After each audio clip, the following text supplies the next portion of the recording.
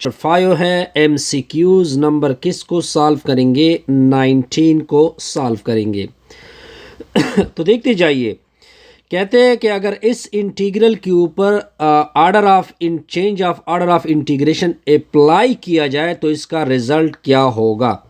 हम क्या करेंगे, हम अपने इंटीग्रल को उठा लेंगे। इंटीग्रल आपको गिवन है 0 to a x to a f of x y लिखा हुआ है और साथ में है dy और साथ में है dx।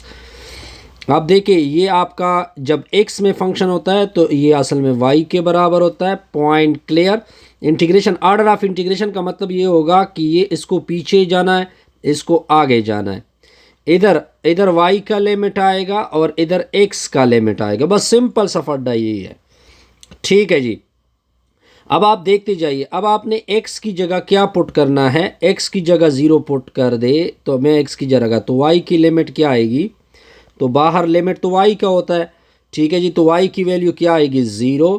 अगर मैं इसी फंक्शन में अपर लिमिट भी पुट कर दूँ x की जगह तो ये a हो जाएगा। Point clear. तो ये लिमिट आपका ये होगा। Point clear.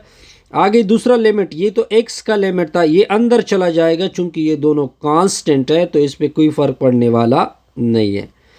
तो ये आपका रिक्वायर्ड, ये इधर dx आएगा, इधर dy आएगा। अब ऑप्शन को देखते जाइए, ये आपका करेक्ट ऑप्शन होगा। इस तरह हम ऑर्डर ऑफ इंटीग्रेशन को चेंज करते हैं।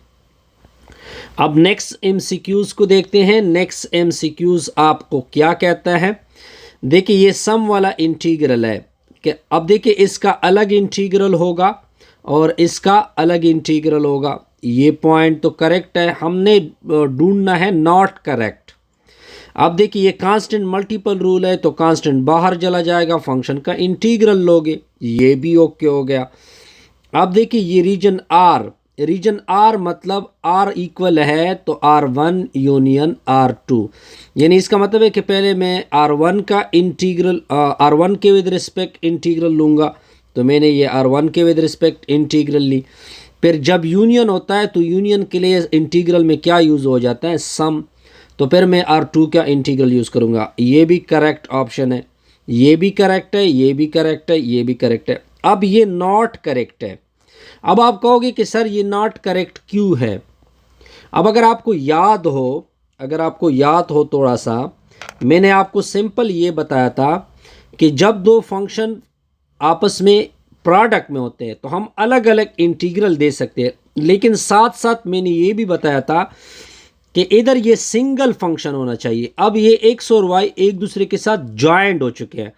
अगर f ऑफ एक्स वाई की जगह f ऑफ x होता और g ऑफ एक्स वाई की जगह gy होता तो हम बिल्कुल इधर f ऑफ x रख देते और उधर क्या रख देते, f ऑफ y रख देते।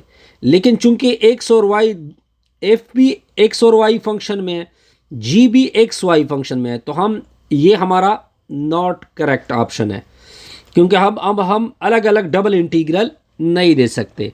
तो इस तरह हमारी ये वीडियो क्या होगी, कंप्लीट होगी। Best wishes.